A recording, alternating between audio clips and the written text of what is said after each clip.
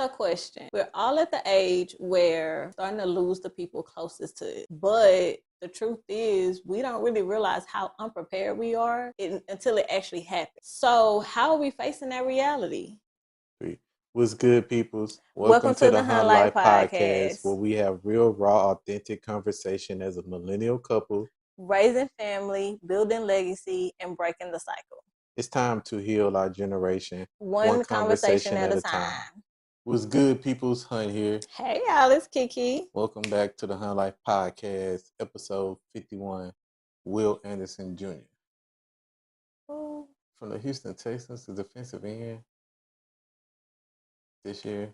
Yeah, we got him like 2 years ago, I think. Oh, wow, that's crazy. But yeah.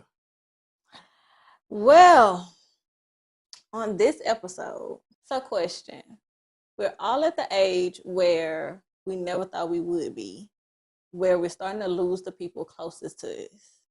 But the truth is we don't really realize how unprepared we are about it until it actually happens.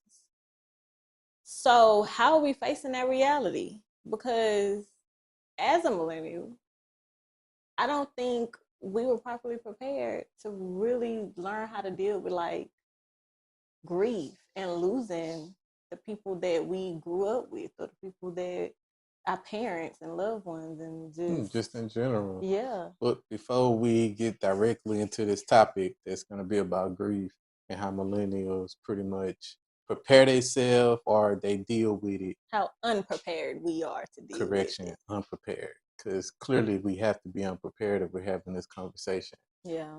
So before we get into all of that, how was your week?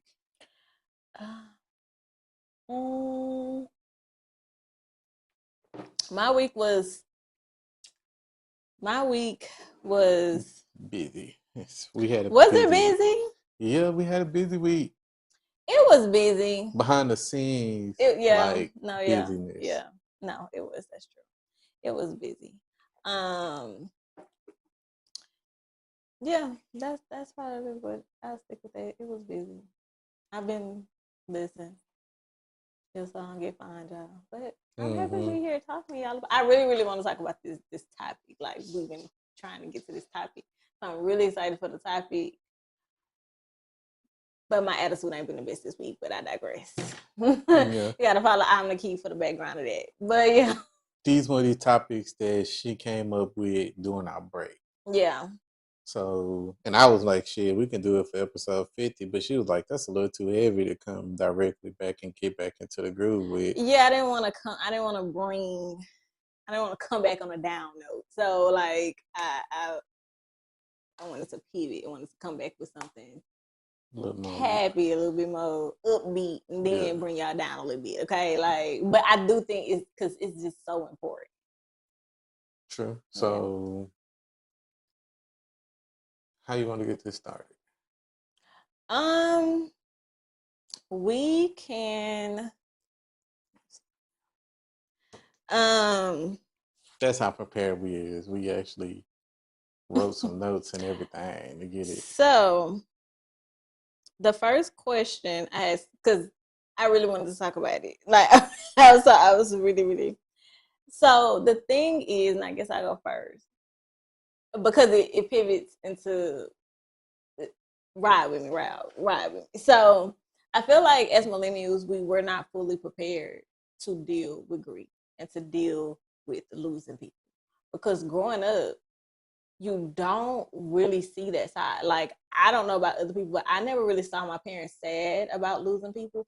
I've experienced that at an early age. My biological father died when I was a baby. I had an uncle who died when I was like 4 or 5. And then my grandmother, as an adult, my grandmother passed when I was 21, 22. Mm-hmm. So out of all the deaths, clearly I can't remember a death when I was only a couple months old. I do remember my uncle's death. That was a little traumatizing.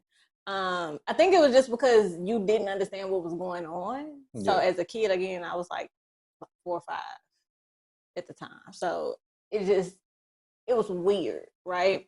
But as an adult experiencing the passing of my grandmother, I took it hard. But then I started to realize like it was no support afterwards.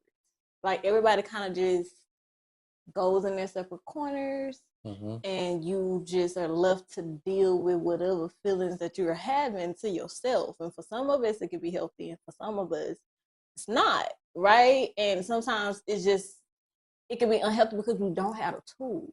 And nobody teaches you what to do when somebody passed. Nobody's like outside of like, you plan for the funeral, make the arrangements, y'all you go through that process.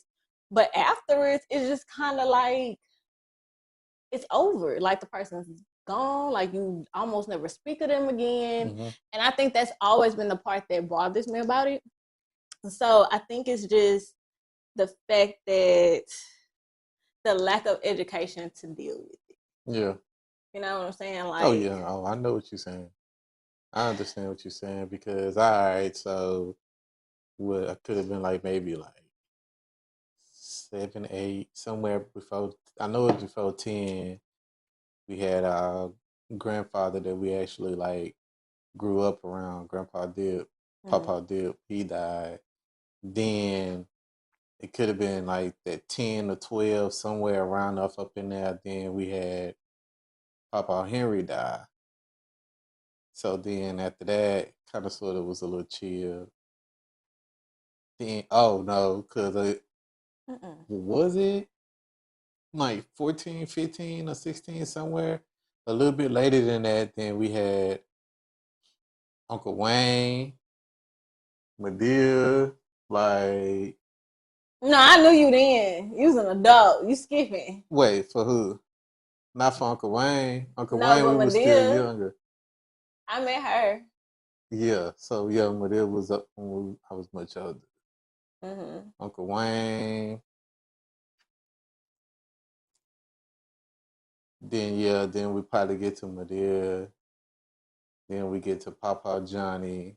Because that's when we had just had seen. Yeah, that's interesting because every single child that I had, every time I had a child, someone did die around that time. Yeah. It was their great grandfather, and then with Maddox, it was their grandfather. Yeah.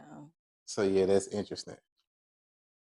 Then, like after all of them, then that's when both of my fathers passed, my father and my stepfather. Then on top of that, then I ended up having another papa that passed. I didn't had like 4 papas. I ain't gonna no cap because Tell I'm her like, business. Tell her because business. I just said papa at least 4 times.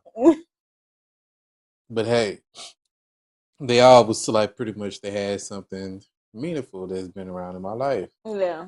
But then on top of that, now just recently I had a friend that passed, my nigga JY. So it's like nobody really tells you how to like handle the grief or what to do within the process of it.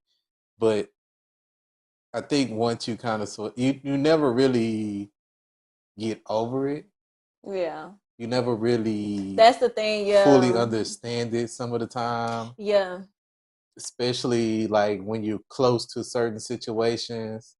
Like for my actual father, like it was a tough one because it was like, all right, we finally getting back cool together, which he was pissed because he didn't come to the wedding. But he ended up running it to me because he seen that I gave my granny the wedding thing, and he creeped around to the house and was like, "Screw that! I'm gonna get in contact with him." But like me and him, we clicked and we were just connected ever since then. But He doing that, followed me home, had me freaked out. Like I was like, it's a car following me. Like he been following me since at least MLK. Like, cause listen, one thing about me, I might be speeding and flying, but I'm paying attention. Like all my antennas is up. And I'm like, baby, since I got off the freeway on MLK, like I don't did that. They've been following me, and I'm confused. They rode past real slow in front of the house. What's going on? Somebody want to tell me, like freaked me out. Okay, then I what was going on. but the thing with it is, like, it was interesting. First of all, I don't like cancer treatments. Yeah. Cause pretty much everybody I'd have known that didn't have cancer treatments, like yeah, they don't even end up making it. Yeah. So I don't really like all that. If I was able to get it, I ain't doing that shit. Hell nah. You got me wrong. Noted. Like, yeah, nah, you got me like, wrong. noted. You got me wrong. No, but I do think you don't. It never goes away because Yeah, that it reminded doesn't. me when I lost like my first like friend, and Mm-hmm. that was like right after the wedding. Mm-hmm.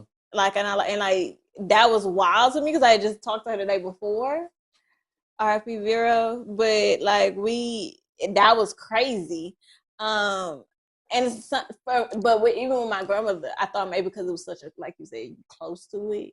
It was such a close thing, like that never goes away. But you just find yourself sometimes like thinking about the person, or like you have a memory that come up and it's like, I gotta remember this, or just certain things that just remind you of that person, and you just like, dang, like and then it's like that weird little cloud of, dang, they not here no more. And not even that you want to like call them, it's just like the fact that like you have this good memory and then you be like, dang, they're not even here.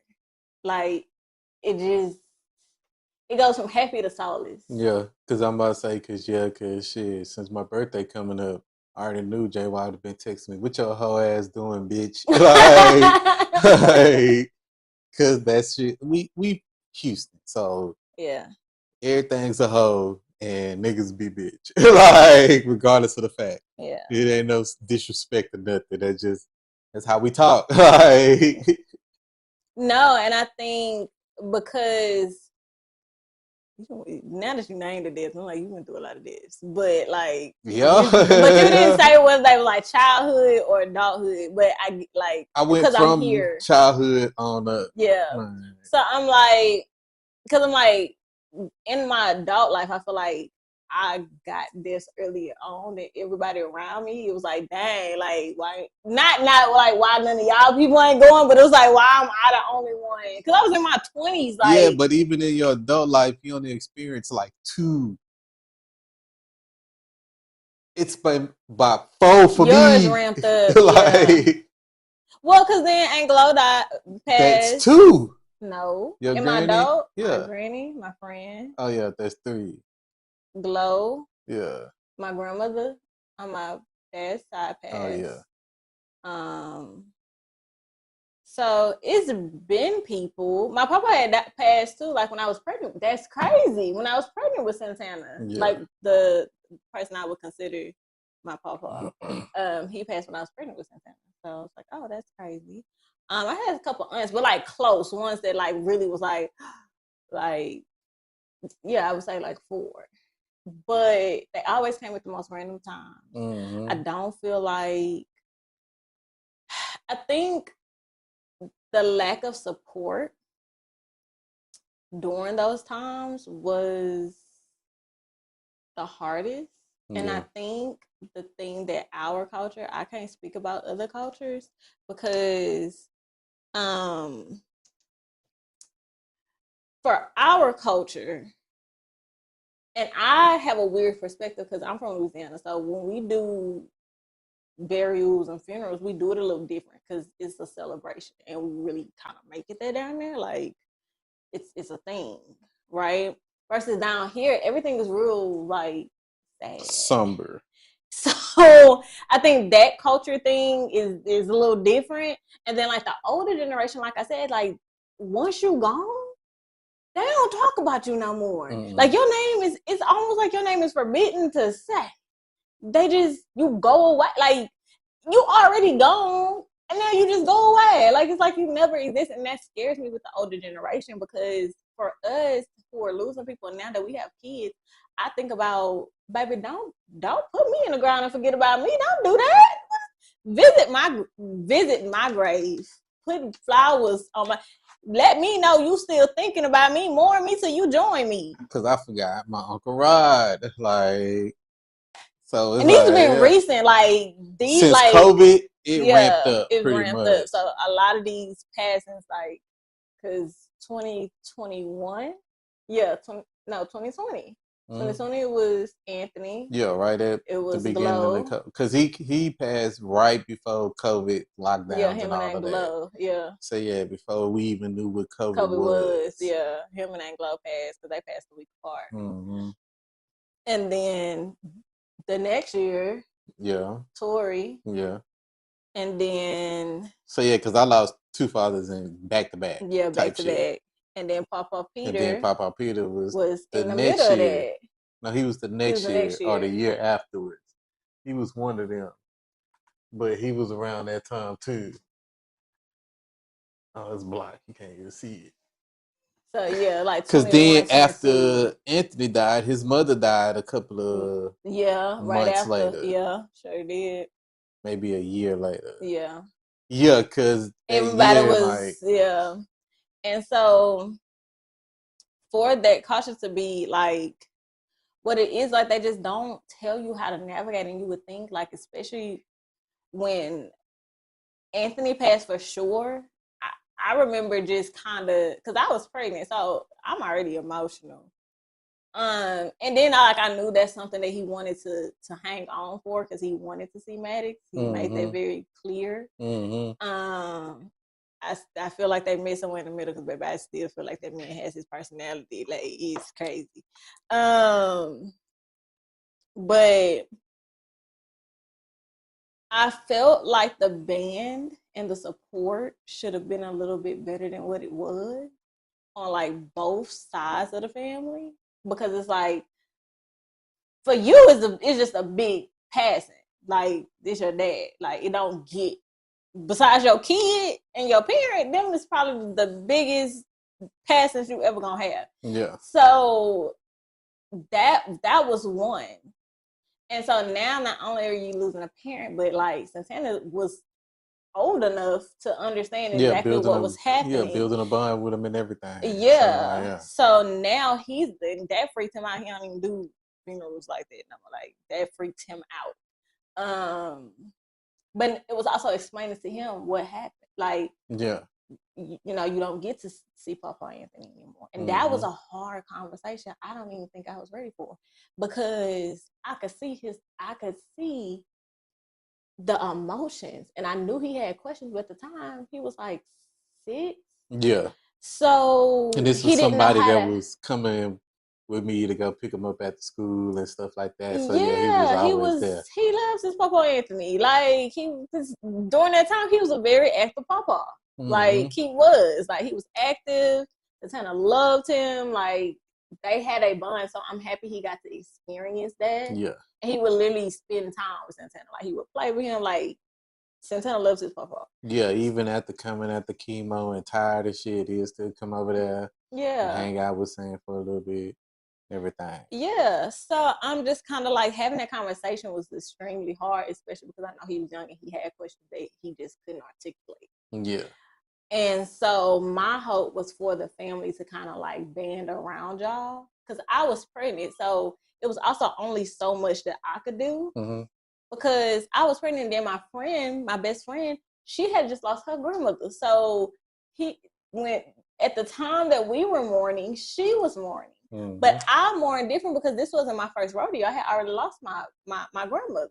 Yeah, but then so now I have to watch these two introverted people work themselves out of grief. I watched these people blow up balloons and I was like, we don't got to do this, y'all. Like, and nobody was talking. Nobody would like literally we all lost people within weeks of each other. And we were planning the baby shower. The baby shower was on the same day as Anthony's funeral, which was I'm shut up. Because I don't understand. It couldn't be the day before. It couldn't be the day after. It had to. But I digress. But and that's what I mean. Because where was the support? Because we say like, oh, my heart is with you. Like, oh, you know, if y'all need anything, let me know. And grief don't work like that. Like, what I'm supposed to know I need. I don't even know what's about to happen. I don't even fully understand how to process the feelings I'm having. Yeah. Right? Like, so it's kind of like, what do you do? And in our culture, again, it's like something that you just don't talk about.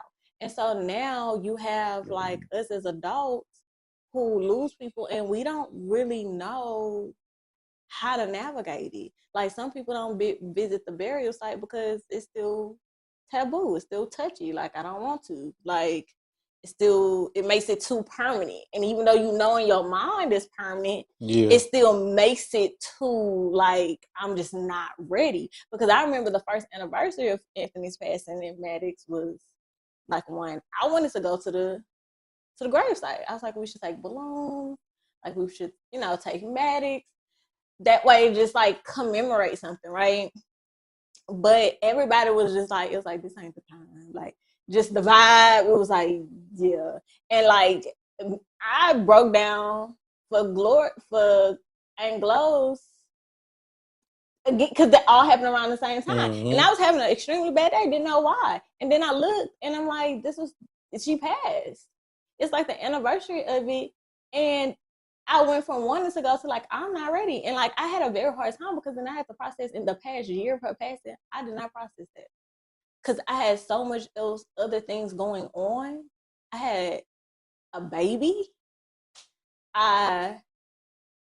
We had multiple people pass. Mm-hmm. We had started a business. Our families was keeping me extremely busy to say I had a newborn freaking baby. Mm-hmm. Like, and we didn't have any support. Yeah. Nobody was checking in on how you feel. Yeah, like, what's going on? Well, how's he handling this? How is it wasn't a band like I would have liked it to be, especially around my kids and especially around him, like, because I'm an internalizer. So I just think for culture-wise, like, we don't always do a good job. I don't feel like just because the person gone, their memories have to go. And for our culture, it kind of feels like when they're gone, the memories have to go. Because kids, that's not okay. The only person that was like there that was checking up on me was my stepfather. Yeah. But then in the process of me and him hanging out and getting back real cool from all the BS that happened from when we was younger, he ended up passing too. But I think the weird thing about like both of them situations is because they didn't pass where we was on a bad note. We was always on a good note. And they both was able to like see their grandkids and all this and all that. So it was like everything was just I had a chance to talk it out and like make amends and say that. Because sometimes you don't get that. Mm-hmm. And I remember with you when Anthony first came back around, and I remember I was going through your tiff, and I was like, I prefer you to. I get it. I can't imagine like how y'all story was. Like I said, I can't say I totally get it and understand your feelings, but I get how you feel. I respect how you feel, but I think you need to, and this is before we knew he was like sick or anything, get to figure that out for yourself, because again, I had lost a parent and I know that void of not having a parent, even if I had a stepfather, but it's just something about that direct connection. And I was like, I think you need to get to know, like, fix it and figure it out, because you just don't know. You never know, and you don't want to have unanswered questions after the fact, and you never know. Yeah. Like, unfortunately, a little bit after that, that's when the whole cancer thing started, and I just found it ironic that it happened after y'all kind of had started really making amends and like being able to communicate better with each other and actually build a bond. But then y'all kind of got closer in the midst of that as well. Yeah, which I think he already knew he had it, but he didn't want to tell me at that time because he didn't want to make it seem like that we're getting back cool because he's sick. Right. He wanted to actually build a relationship with me, and then he filled me in on what's going on. Yeah. Because I mean, that actually makes a huge difference. Yeah. So he didn't want that extra shit with it. And plus, because he's strong, individual person, you're not gonna like feel bad for him or nothing like that. Yeah, he was not having that. That's the only man that ever yielded me for not. Like he was like, get something to eat. You ain't ate when we were going to Dallas and took him there. He's like, you ain't ate once since we've been in this car. You pregnant? Get something to eat. Like he was not having it with me. Like I was like, oh. I had just got my car. No, the engine, it was something messed up with it. It was a recall. Yeah. And they gave me a loaner car. And he gonna call me talking about he want to go get his truck from Dallas. Yeah. So we took a whole trip to Dallas in one day. Flew down there, flew back. When I mean flew, I mean like You nigga, drove. I hit like 90 the whole way Whole going. way, pregnant. Like we was gone. yeah.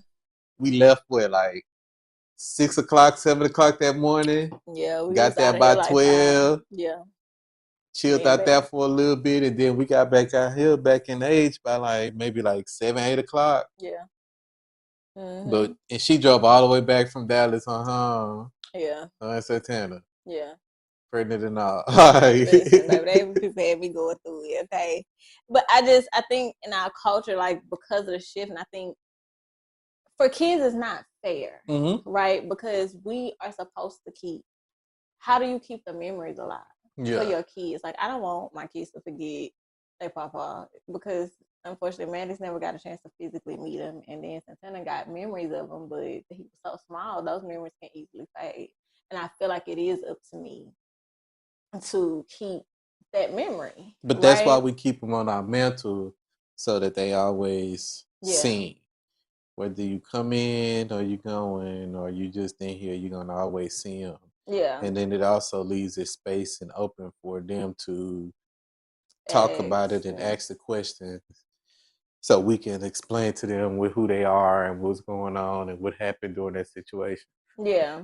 And then like also like making sure like it's teaching them how to handle it and what to do after. Like that's why I think it was important for me to want to go to the grave site, because it's also like if we don't show them what to do afterwards, how are we gonna expect them to know what to do in the event that we move on to the king and now they just got weeds going on? Don't do that. Don't have no weeds going on my grave now. So I'm like, I think it's important to show that, and we just for some reason the older generation just don't. And if they do go, they go by themselves. Yeah. And they like don't invite you. It's just kind of like, and it's like, why does it? At some point, y'all also have to show it. And then you don't see your parents be really sad about stuff. You don't really like, you just everybody going to their separate corners, and I think that's just an unhealthy way. Like everybody detached when it's supposed to be a time that y'all being together. It in the Bible say rejoice. Like it's supposed to be a band in time, and we just tend not to do that. And the way that we just cope with it, I wish we did better.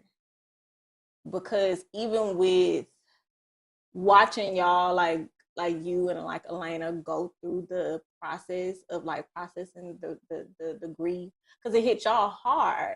And like I was overloaded, so I didn't really take the time to process because I worry about everybody else. Yeah, but then in the process of you actually coming around and trying, your aunt died, so then that you don't really have space to try to help everybody else because you're going through something. Yeah, but that was the thing. I look back at that time and I'm like, I still was. And that's probably why the year of her anniversary, I had like such a big breakdown about it, because I realized I never had time to process it, right? And I think it's important, like even for me now, like I take a lot of pictures. I take a lot of pictures with my kids. I make sure you take a lot of pictures with the kids. I make sure like if I'm having moments with people, I try to remember to take a picture. Like if I'm going out and we're having a moment, like by at least to commemorate the night or something or the day that we had, because I don't want to leave and have no memories with like that's all we got is memories. We don't have no pictures to look back on. We don't have like the time like, oh, I remember this time we were here, right? And we did this. Like I want to have something physical. And I think when Vero passed, and I had just talked to her, and then the next morning it was like she gone. It was like, how? I just because she had a baby shower. And that was like, that just blew my mind, because you was just here. And I didn't go to the baby shower because I didn't have a gift to give her at the time. So I was like, oh, I'm gonna be back up with you next weekend. We could do that. We had plans. And that's what I think that was hard for me to let go, because I'm like, we had plans. Like, what do you mean she not here? And then next weekend they were burying her. So I couldn't go to the funeral because I wasn't ready. And then just learning how to cope through that. Like I had to journal a lot. Like I had to journal a lot. I started writing more poetry, which I hadn't did since I was a kid. But I think the biggest part, we started having marriage problems during that time because everybody was just everywhere, so disconnected, and we were keeping ourselves busy to not deal with the stuff that we were going through. And we didn't have nobody to say, hey, stop, like, or is everything okay, or like, let me, because again, we had a newborn baby on top of all of this. Like, we needed, the support should have been there, and I think we have to learn how to do a better job of supporting each other, even when like JY passed. And I was like, I hope they don't let his memory just go with him, because he has a son, and his son deserves for his memory to live on. Like, and not just the bad stuff, like, tell him the good stuff until he's old enough to understand the other things that he might have been dealing with. But it's unhealthy for us to be so enthralled in our pain, like, to where we forget that the kids will never know these people. They will never remember these people, but you can keep the memory alive. And I saw that happen to my cousin Neil. And I tell everybody now in our family, like, we did not do a good job of keeping his, and because my uncle was a single father. Yeah. And so that was his primary caretaker when he passed. When he passed, he did not have a parent. He did not have a mother to go to because his mother didn't have custody of him. So we kept him in the family, but the family did not do a good job of keeping our Uncle Ronnie memory alive for him. So now they don't understand, he's dealing with a void. Y'all have all gone on, moved on, and living y'all life. But his parent is gone at a young age, because I was like 5 or 6, so Neil could have been like 3, 4 when that happened. So I'm like, that sucks. And coming from a person who did lose my father, I didn't start hearing about stuff about my father, like, for real, until I was an adult. Yeah. 18 years later. He had been passed away for 18 years before anybody would give me any information. And now I'm this weird shrine about this man I don't know. We don't do a good job of keeping these people's memories alive, and and it's an impact of what you leave on the earth. And that's why I tell people, if passing away don't scare you, and passing away unhappy don't scare you, yeah, it's nothing that I can sit here and tell you to like make it real for you to fix your life. This is the way you want to end it. Like, if it all, because we don't never, and then that's the whole other thing about passing. You never know when your time comes. You don't know when it's gonna happen. You don't even know who next. And it's real weird when you start having friends in your circle go. You be like, well, wait a minute. Yeah. Because I remember my childhood, they were passing out. I was like, girl, we grew up from the dirt together since I had been in Houston. Like, she had always been my neighbor. We always stayed in the same building or right on side of each other. Even in adulthood, we stayed right on side of each other. When she passed, I was like, that is crazy. We in our 30s. Like, what you mean? It hits different. It just hits weird, but then nobody talks about it. Yeah. Like, after the initial passing and everybody call around and be like, oh, did you hear what happened? And everybody had a conversations, and you go to the funeral, you go to the burial, you go to the repast. Nobody brings that up no more. And it's like, dang, what happened going to the graveyard and pouring one out for your people? Like, what happened to throwing a party and being like, hey, we're gonna get together for his birthday, we're gonna like keep the memories alive. Like, I think that's very unfair, and I also think we do something to ourselves when we just let it go. Because it took me a long time to leave my granny number out my phone. Like, a long time. I think my Glow number is still on my phone. I still have not deleted it. It took a long time for me to like finally be like, I'm never gonna use this number again. Because she had the same number all my life. Like, so it took me a long time to be like, okay, I gotta let it go. I'm pretty sure, like, in all my pictures, when we were downloading all these pictures and getting them printed, I'm pretty sure I got pictures of me and him in there. And if I don't, I got them in my phone. Yeah. But, like, I still got his music. I still got tapes that me and him made and tapes that he made that he gave me. The boys was cold up on the turntables. But shit, during that time, it was interesting because it was like, it was a weird moment for like my like core group.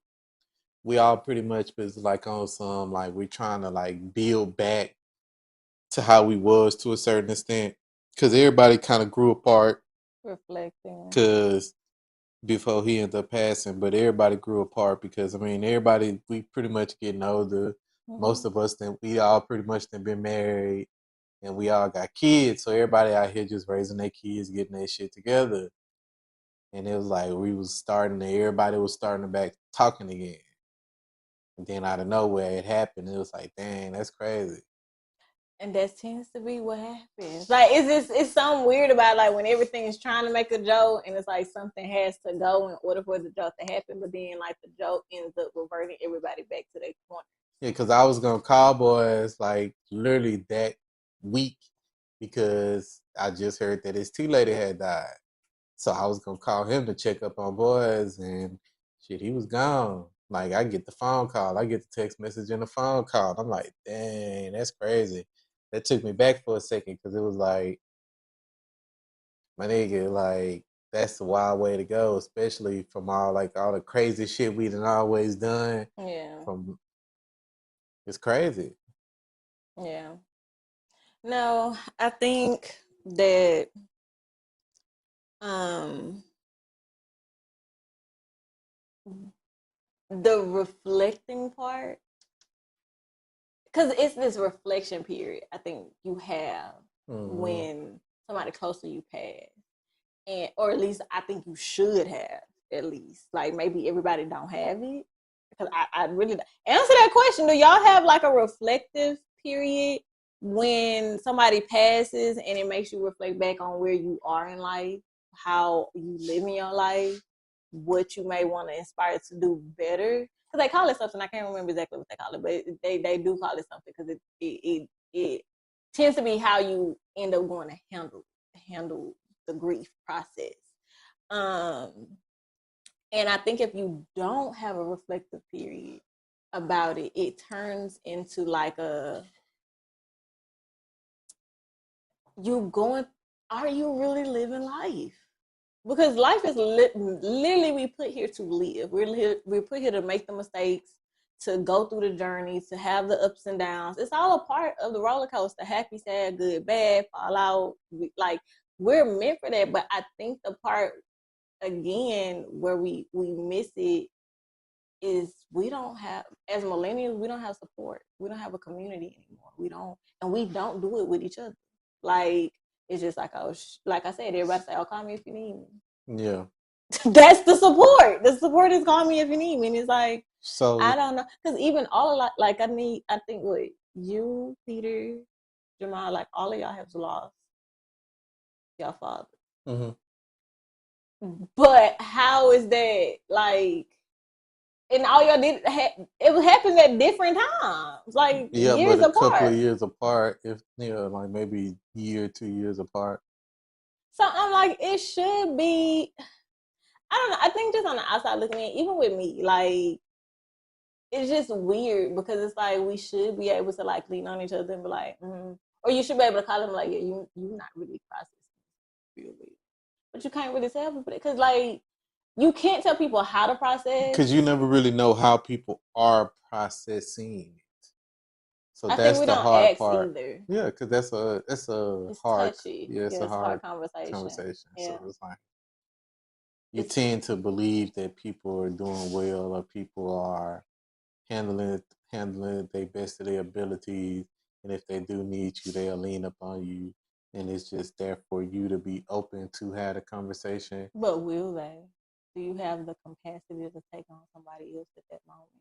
Do you have the capacity to be able to like hold space for somebody else who's going? Because sometimes we'll say, "Call me if you need me," but when that you need them, it, you just might not have time for that. You know True. what I'm saying? Or they might be like, "Dang, you still on this?" And it be like, "Yeah, a little bit." Like, I mean, like because like grief is something that you never know when it's going to hit you. You could be Mm-hmm. doing absolutely nothing. It's still moments now where I think about my grandmother and I be like, dang, that lady crazy. Like, I just think about random childhood stuff and I'm like, I wonder what she would say now. I wonder how things would be now. Sometimes you wonder how your life would have went if they lived a little longer. Like Yeah. the memories y'all could have shared and like the things that like you just wish they got to see. And so, like, I guess my question is like, how do we move forward in a healthy way as millennials with like really dealing with grief and like being able to be there for one another, like in a healthy way, and not everybody just detaching. Because I think that's the coping mechanism for millennials. It's Like we just detachment. detach. Yeah, like we just detach. We be like, I might. Like, are you? Like, are you really? Really? Are you? Because I know a lot of people who somebody has passed and like they just move on. Like it's just like, girl, it's a part of life, and we normalize it so much, and it is normal. It should be normalized. Yeah. But I think it's a way we should normalize. We should also normalize celebrating, memorizing, dealing with the feelings of, and sometimes the upset, because grief has stages. You're supposed to go through denial. You're supposed to go through anger. You're supposed to go through sadness. You're supposed to go through happiness. Like you're supposed to go through all of those stages, and it concerns me because is that happening? You should know all the stages. Why I should know all the stages Because you more? spent a month last year sitting there talking about grief. Stop! Don't do that. Don't start. Do not start. Nah, but that's a good question. So, like, yeah, how do How do we you move forward? guys move forward and how do you deal with grief? Like, what are your techniques that you use or Help. Well, yeah. Drop. Yeah. What? How do you deal with grief, and how can we do better? I don't think I we don't think do. we doing We what we doing, need to be yeah, doing. we not doing, because even with the kids, because I'm saying that because y'all, it comes back to the kids, Mm-hmm. but we don't teach the kids how that looks. It's only gonna get worse. True. Because we act like this because of what we saw our parents when they had people pass. We're just doing what we were taught or weren't taught. We just doing what we saw. And then as a kid, you didn't ask questions. You didn't really just be like, "Are you still sad about that?" Like you didn't do that as a kid. You just kind of watched your mama go to the funeral and be okay. Like, boom, it's over. And we carry that. So now it's like, are you okay with your kids just letting weeds grow on your grave? Or and just forgetting about you? Not to say they're gonna forget about you, but like you just become that unspoken thing. You become that thing that daddy don't talk about, but he disgruntled. Like, because sometimes it makes us walk around with an attitude and we mad at the world. Yeah. And now we're like, because you're going through an anger phase, but your anger phase is you're mad about the memories, like I said, that you didn't get the chance to do. You didn't get the things, you didn't get the chance to say it. You didn't get the chance to experience with him. Mm-hmm. And that's okay. I think we need to normalize being like, that's okay for you to be upset. Because not everybody passes under the best circumstances. Yeah. Like, it's awesome that you was able to like make amends with your step parents, your dad and your stepfather before they passed. Mm-hmm. But it's some people who don't. And then it happens and the grief is bigger, or y'all at odds when it happened. And now you are and now you're more at a anger in your grief than sadness, and it takes you time because now it's a bunch of unspoken things that will never really get said. They still can. You can write a letter. It's a bunch of techniques. Get at me. It's a bunch of things that you can do, because you can write a letter and burn it. You can write a letter, take it to the grave. You could just write a letter and throw it away, or you could keep it and put it up. It's different things that you could do where it's still, you could still release it. And for some of us, we might believe that the person hears us and, you know, they're getting it. They just can't respond back to us. Some of us, your ancestors will talk back like mine. Like, so be careful what you ask for. Sometimes they talk back. But it's different things that you could do, but it's still that guilt of we weren't on the best terms. Yeah. We weren't, I didn't get a chance to experience this with them. I'm upset because I feel like they left me too early. Like I went through, even though my father passed as a kid, I went through a stage as an adult where I got upset because why would you have a kid when you suspect that you wasn't gonna live past this age. Like that was like you set out to have a kid knowing that you probably wasn't gonna be here to take care of the kid, because it was said that he didn't think he would live past 25. He just kind of knew. Everybody, like my mom used to say, he used to joke about it all the time, but that's why he wanted to have a kid, to keep a live memory here. And I was like, that was selfish in my mind. Like that's that. And so I went through that grief phase. Like, who would do that? That's sick. Like, because you're not here, and that's okay. I went through a period of missing somebody I never knew, but not having nobody to talk to about it. True. Like, I don't have nobody to call and say, can you give me memories of my dad? I didn't see a picture of the man until our wedding. I was 28, 25 years. I was 25 years old when I think we got married. 25, 26. 25 years of not seeing somebody that important. I had not seen that man for 25 years. And the first time I got to really see an in-color picture, I was 25 and it was for my wedding. I had to beg for it. Yeah. Beg. But then people say, nah, I just wanted to check on you. Did you now? Like, how are you doing? How are you? Like, oh, your daddy would be so proud. How you know? I could be out here strung out on drugs. Y'all didn't do a good job at keeping his memory alive for me.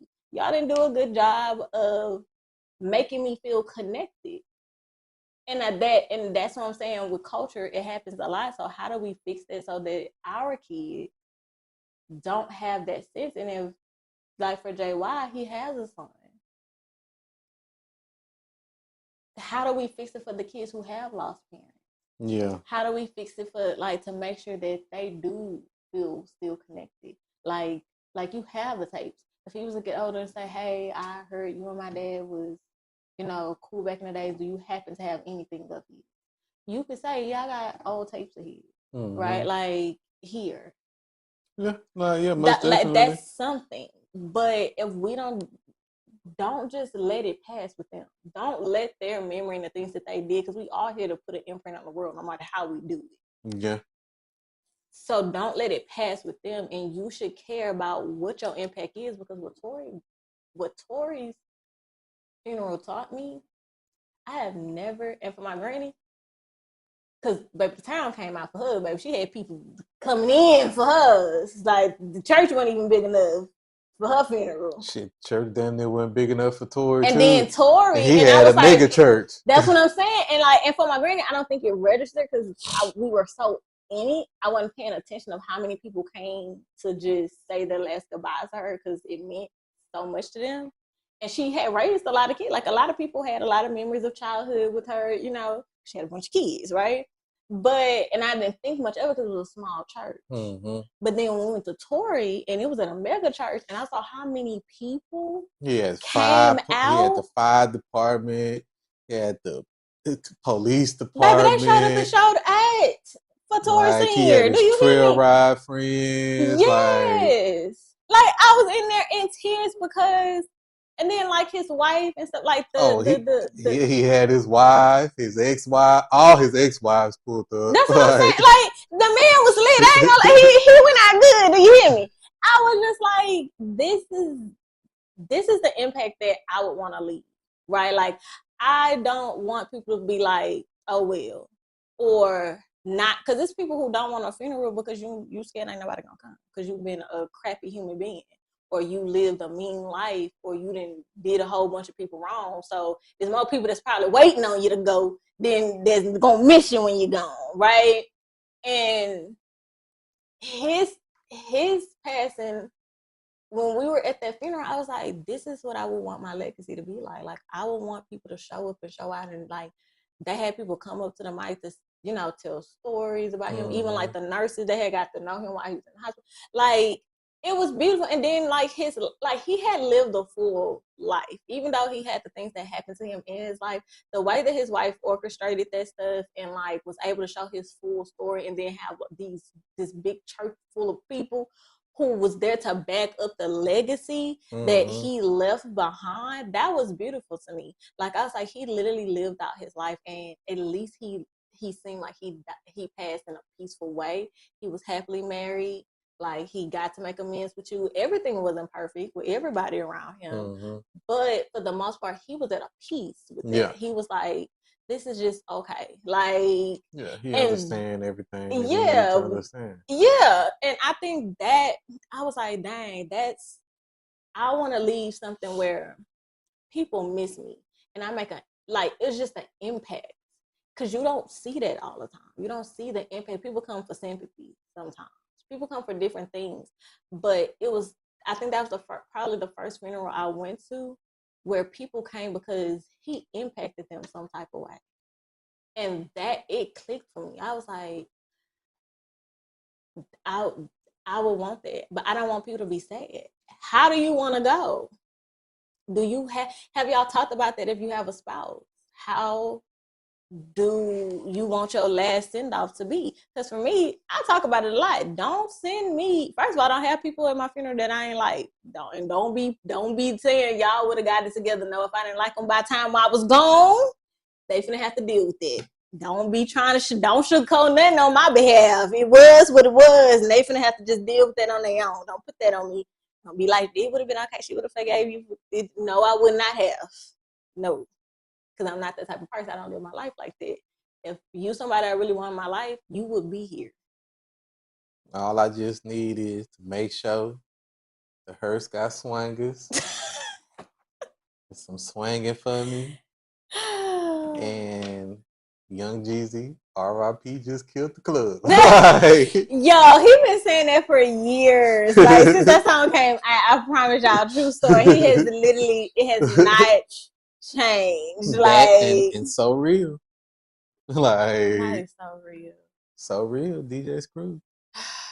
And then, I'm like, I won't have a big party. I don't care what y'all do for the funeral part. That ain't got nothing to do with me.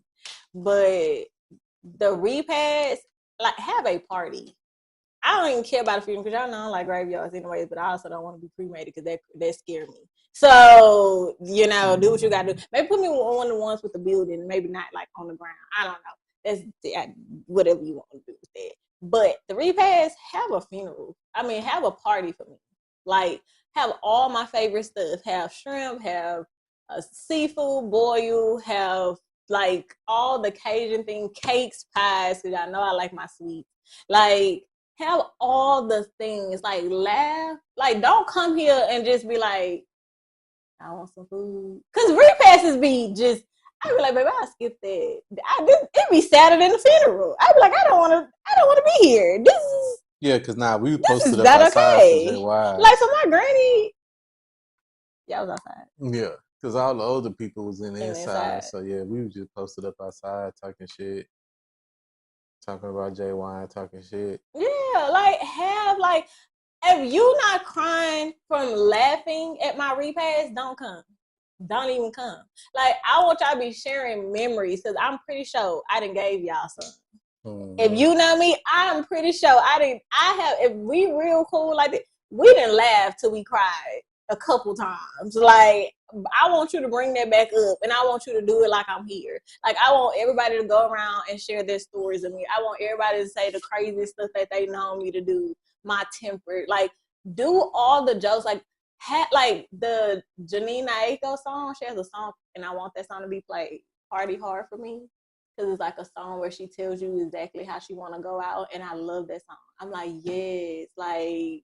She's like, it's a celebration. Somebody bring some gumbo. I was like, come on, have a pot of gumbo. Listen, I want you to laugh until you are crying. Like, if you crying, you're like, dang, I can't believe she gone. I want y'all to start laughing for me. Like, have a party. Like, because y'all know I wouldn't want y'all to sit around and just be sad about it. Like, commemorate me. Remember me. Like, that's how you keep my memory alive. Like, just remember me. And, like, think of the good memories that we share pictures with each other. Like, don't split my stuff up so everybody has something of me. Like, but don't let my memory pass, especially for my kids. Like, the things that they won't be able to remember that we did when they were younger, that we might not have gotten to tell them, or it just might not come up. Tell them those stories. I remember when you was and your mama, tell them those things that they never got, because I'm literally Because another thing that you could do that I did start doing after my grandmother passed, it was a little while after, but it helps me cope. I started writing journals on purpose. So it updates them on my life. So that is going to be something that I leave to them when I pass. So however many books that is, it's still, and I give advice in them, and I tell them like things about my life that I probably won't never do. Like for real, like while I'm here, and they can go back if I happen to pass at a time where they still need, because I feel like your kids always need you. So whenever that time is, and they may be going through something, they can open up a book and maybe read a piece of advice of mine, or see like, oh, they was going through this, but this is how she got through it. They still have a piece from my own words. They don't have to guess. That people don't got to make up, because people y'all love putting words in people's mouth when they gone. They be like, well, she would have. No, go read that journal. I told you exactly how I felt about him. Read the journal. And then, like, don't have nobody putting me on social media. Because today's time, everybody mourns on social media. Yeah. The pictures go up. It's some of y'all stream the whole funeral on Facebook. You out of line, out of order. Don't do that. You respect the dead. Don't have nobody false claiming me either. Don't be like, oh, we was just, don't do that. I Hell need you nah, to don't do check that, them fam. immediately. Yeah, don't do that. Immediately. Like them funerals where they be showing like the kids be like, I don't even know why you here, because mom. They're like, that part. I fully approve that message. Let them know. That's how I know you rock with me for real, for real. You better check it. Don't have people false claiming me on this internet. Got my picture all over everything. Talking about RIP. Don't do that, because y'all know I wouldn't even, don't have me y'all on Facebook. Don't have me on the meta out here giving me wings, making me fly as AI here. Y'all don't do that. By It's that getting time, crazy. yeah, AI be lit. And that's the difference between now and then. Because now everybody mourn online. You post your little picture, your little RIP, you say your little words on Facebook, and baby, be over. Never speak of them again. Never talk to the family no more, nothing. It just be just over. No, we need to stop that. Stop putting these people on Facebook and on Instagram just RIP. Everybody sharing memories. Everybody just, man, your face is just, you more popular when you gone than when you was here. I'll be like, y'all didn't rock with me like that. Don't have Hunt Like Co stuff on at the funeral. Like, y'all weren't rocking with me. Y'all weren't rocking with me in real life. Don't do They that. can. I'm gonna have a stand in the back. Like we monetization. Right. See. But to close it out, I feel like that regardless of like what you're going through, if you are grieving, remember to reflect on a person, talk about it with somebody, and don't forget about it. That's the main thing. Just make sure you don't forget about that person, because they wouldn't want you to. And it'll probably do you so much better if you don't forget about it. Yeah. I think at the times when we feel sad the most, it's the memories that we had with the people that was closest to us that really matters. Like I say all the time, if I could hear my Anglo come back and cuss me out one more time, I'd be like, girl, because that's what she was just known for. She was crazy. She was a hothead.